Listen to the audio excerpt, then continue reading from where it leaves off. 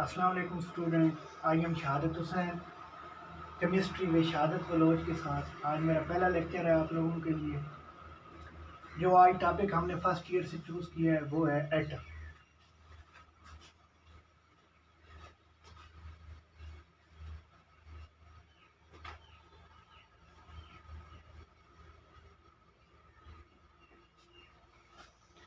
बहुत सारे लोग ये सोच रहे होंगे कि सबसे पहले हमने एटम वाला टॉपिक और इतना इनिशियल टॉपिक को क्यों अपने लेक्चर के लिए क्या है जी चुना है। उसकी बेसिक वजह एक ही है कि स्टूडेंट जो हैं वो मुख्तलिफ लेवल पर मुख्तलिफ तरीक़ों से केमिस्ट्री पढ़ते रहे हैं लेकिन अपना कंसेप्ट नहीं बना सके। तो उनका कंसेप्ट बनाने के लिए हमने एटम को इसलिए चूज़ किया ताकि वो अपनी बेसिक को लेकर चलें और उनके लिए केमिस्ट्री पढ़ना क्या हो जी आसान। तो एटम की डेफिनेशन करेंगे। Atom is a smallest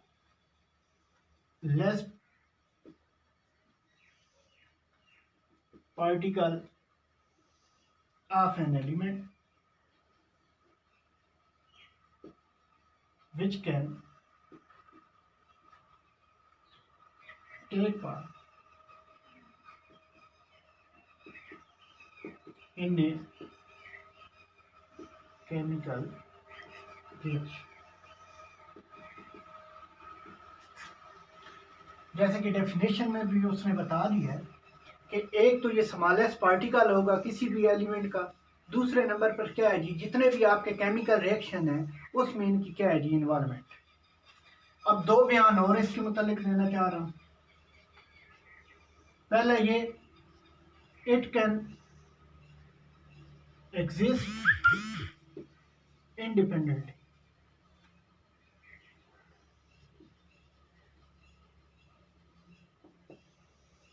exist मतलब होता है वजूद रखना, कि ये आजादाना अपना वजूद बरकरार रख सकता है। It can not exist independent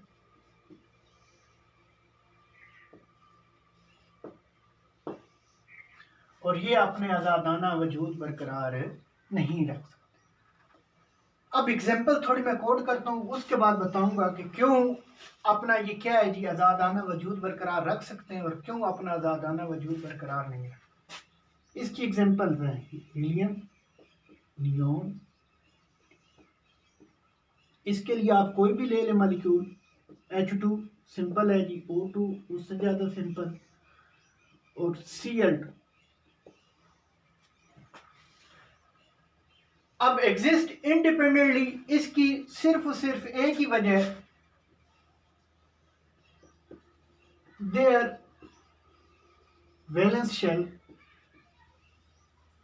are completed. इनका जो वैलेंस शेल है वो क्या होता है जी मुकम्मल होता है। जब मुकम्मल है तो उन्हें बॉन्डिंग करने की जरूरत नहीं पड़ती, लिहाजा वो अपना वजूद आजादाना तौर पर बरकरार रखे। अब इनके साथ क्या होता है जी, there valence shell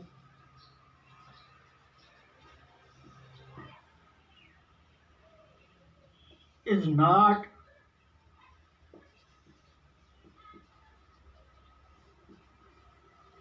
completed.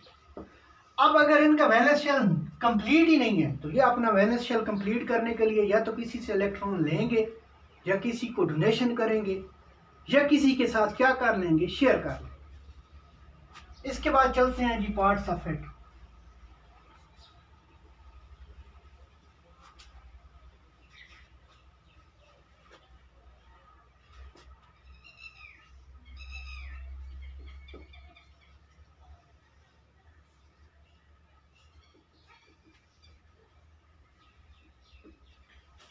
Basically हर एटम के दो पार्ट्स हैं जी। सबसे पहला जो पार्ट्स है वो उसका न्यूक्लियस, इसके बाद है जी orbital.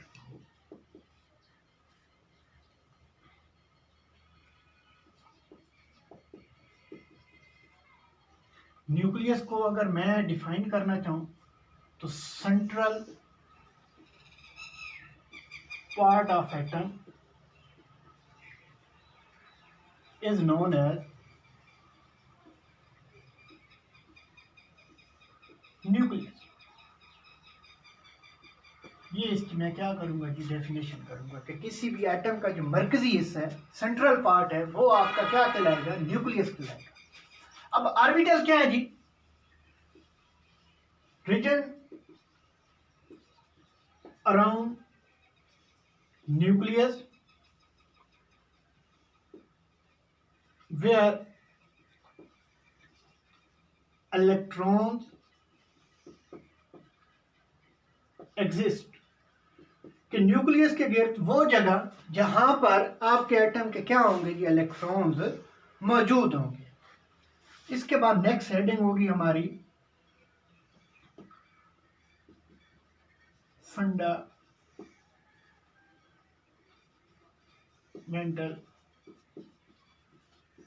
Particle of an atom.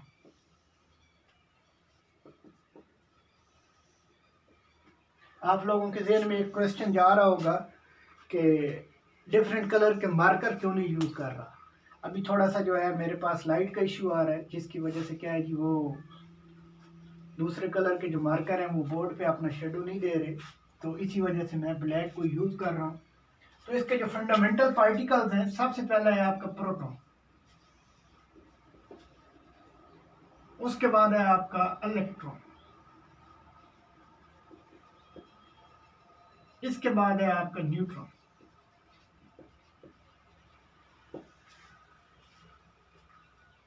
ये तीन जो है ये हर एटम के क्या हैं जी, फंडामेंटल पार्टिकल्स हैं। अब इनकी कुछ प्रॉपर्टीज हैं, उससे पहले एक बात आपको और बता दूं, नोट लिख लें या वैसे अपने ज़हन में रख लें। मोर देन 100 particles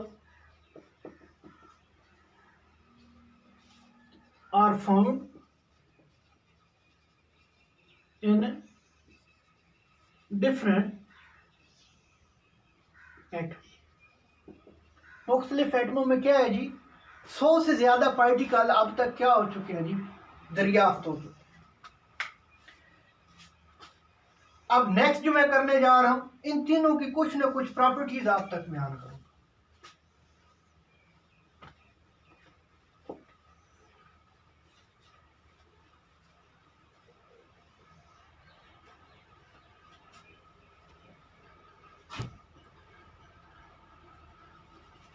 प्रोटॉन, इसके बाद है जी इलेक्ट्रॉन, और एंड पे है जी न्यूट्रॉन।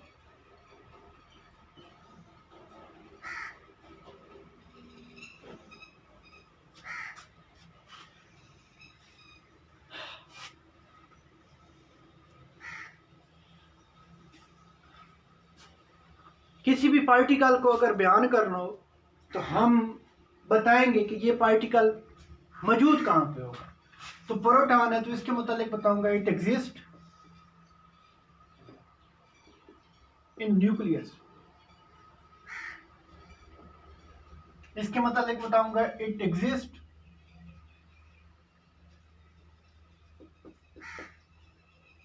इन ऑर्बिटल।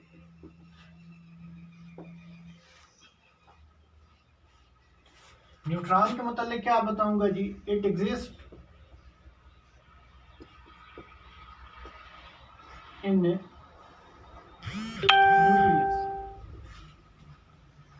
अब जो सेकंड प्रॉपर्टी इनकी बताने जा रहा हूं, हैविंग पॉजिटिव चार्ज।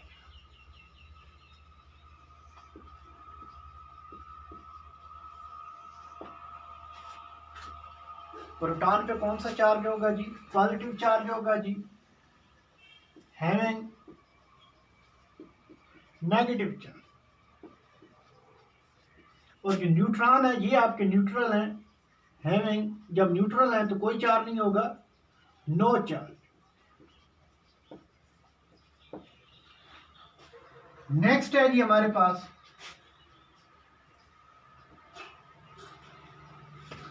जो प्रोटॉन है, ये इलेक्ट्रॉन से क्या है जी, भारी है जी। हैवियर देन किसकी निस्बत? इलेक्ट्रॉन।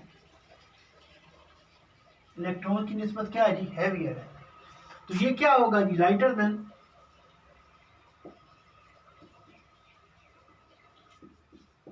प्रोटॉन। अब ये जो हमारा न्यूट्रॉन है ये इन दोनों से क्या है जी? हैवियर है। Heavier than both proton and electron. अब इनके कुछ मैसेज मैं बता देता हूं जी।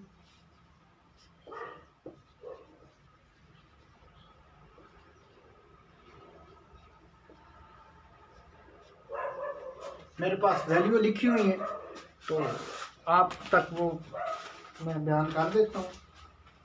प्रोटॉन का जो मैस है ये 1.672 into 10⁻⁻24 kg।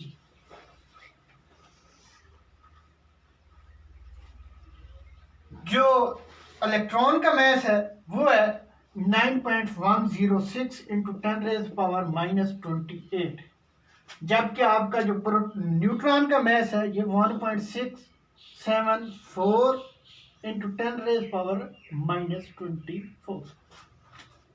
अब जो मैस वाली हमने वैल्यूज लिखी हैं ये बहुत ही क्या है जी? लाइटर है as compared to both proton and neutron. लेकिन जो प्रोटॉन है ये है तो इससे लाइटर लेकिन इतना लाइटर नहीं है। फर्क जरा देखें, ये है 1.672 into 10⁻⁻24 और ये कितना है जी? 1.674। अब यहाँ पे 674 है, यहाँ पर 672 है जी। 2 and 4 का ओनली क्या है जी? डिफरेंस है।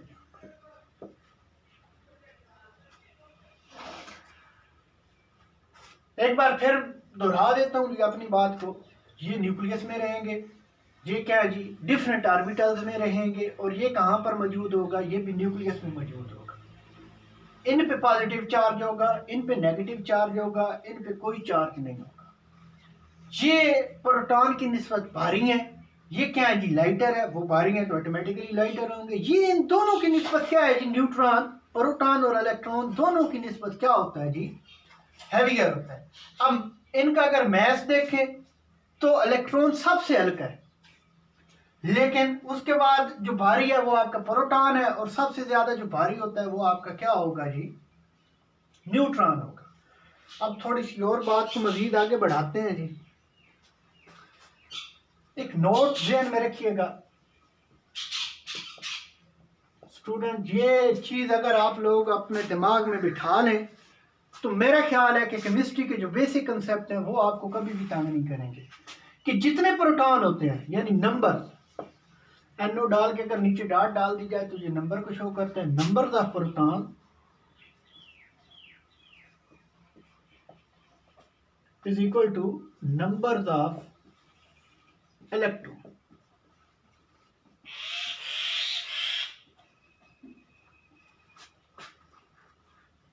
कि जितने प्रोटॉन होंगे न्यूक्लियस में उतने ही ऑर्बिटल्स में क्या होंगे जी? आपके इलेक्ट्रॉन। न्यूट्रॉन की तादाद चेंज होती रहती है, बाज़ औक़ात न्यूट्रॉन होता ही नहीं है किसी एटम के पास, लेकिन चेंज अगर हो तो वो एटॉमिक मास में क्या आ जाती है जी? वेरिएशन आ जाती है। उसी चेंज की वजह से हम क्या कहते हैं जी? उसी एटम के डिफरेंट एटम जब आ जाए डिफरेंट एटॉमिक मैसेज के साथ तो उसे हम आइसोटोप कहते हैं। वो बाद की बातें हैं, अभी हम अपने एटम पे ही रहेंगे। एक चीज जो आप लोगों तक बताने की कोशिश कर रहा हूं कि न्यूक्लियस एक ही होगा, किसी भी एटम का न्यूक्लियस एक से ज्यादा नहीं होंगे। लेकिन अगर जब इलेक्ट्रॉनों की बात मैंने की है तो वहां पे मैंने ऑर्बिटल का लफ्ज नहीं यूज किया, बल्कि क्या किया जी? ऑर्बिटल एक से ज्यादा, they have in different capacity, जिनमें मुख्तलिफ लेवल पर इलेक्ट्रॉन एग्जिस्ट कर रहे होंगे। तो पहला लेक्चर यहीं तक ही हम रखेंगे। इससे जो नेक्स्ट लेक्चर होगा वो हमारा इलेक्ट्रॉनों के मुतल्लिक होगा। चलिए थोड़ा सा और इसको मजीद आगे चला लेते हैं। 2 डेफिनेशन हैं उनको डाल दें, उसके बाद जो हमारा नेक्स्ट होगा वो अपने इलेक्ट्रॉन्स और ऑर्बिटल्स के रिलेटेड होगा। अगली डेफिनेशंस है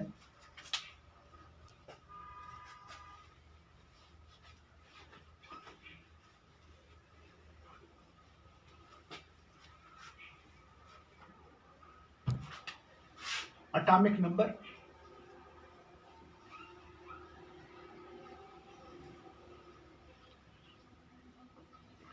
डेफिनेशंस होगी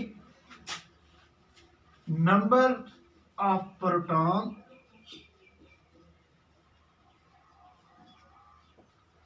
present in an atom is known as, या is called as atomic number। कि किसी भी एटम में मौजूद जो प्रोटॉन की तादाद है वो आपकी क्या कहलाएगी जी, एटॉमिक नंबर कहलाएगी। एग्जांपल दे रहा हूं जी, H1 हाइड्रोजन है, हाइड्रोजन के पास एक ही प्रोटॉन है, तो इसका मतलब है कि इसका एटॉमिक नंबर क्या होगा, 1 होगा। एक और एग्जांपल दे देते हैं आप लोगों को हीलियम की, He2 हीलियम, 2 प्रोटॉन है तो एटॉमिक नंबर भी क्या होगा, 2।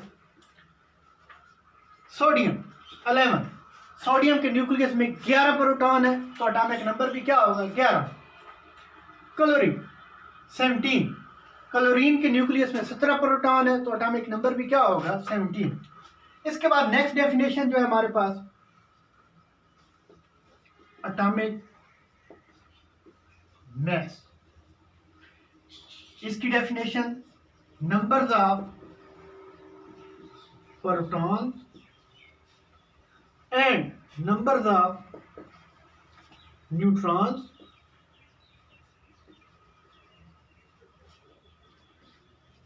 present in an atom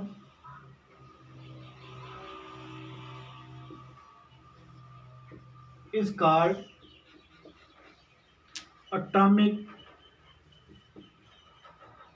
mass। कि किसी भी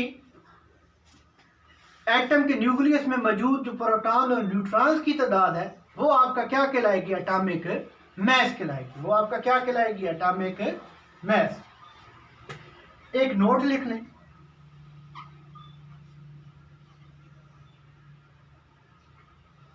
नोट ये है कि इलेक्ट्रॉन के अलावा जितनी भी चीजें होंगी वो सारी की सारी कहां पर मौजूद होंगी, न्यूक्लियस में, सिवाय किसके, इलेक्ट्रॉन के। ऑल पार्टिकल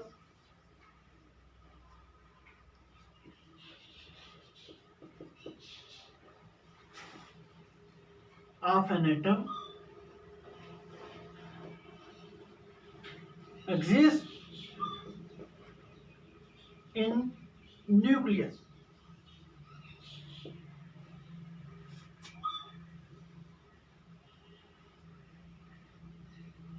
सिवाय किसके,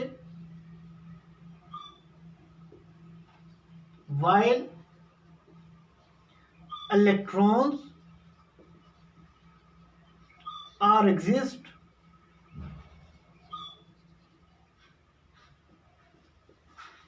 in orbit। क्या लिखा है जी, all particles of an atom exist in nucleus, तमाम जो पार्टिकल्स है वो न्यूक्लियस में मौजूद होंगे, सिवाय किसके, वाइल, जबकि electrons are exist in orbital. यानी सिर्फ एक ही चीज है जो कि कहां पर मौजूद होती है, ऑर्बिटल में। अब ये जितने भी पार्टिकल न्यूक्लियस में होंगे तो इन्हें बोलते हैं न्यूक्लियॉन्स।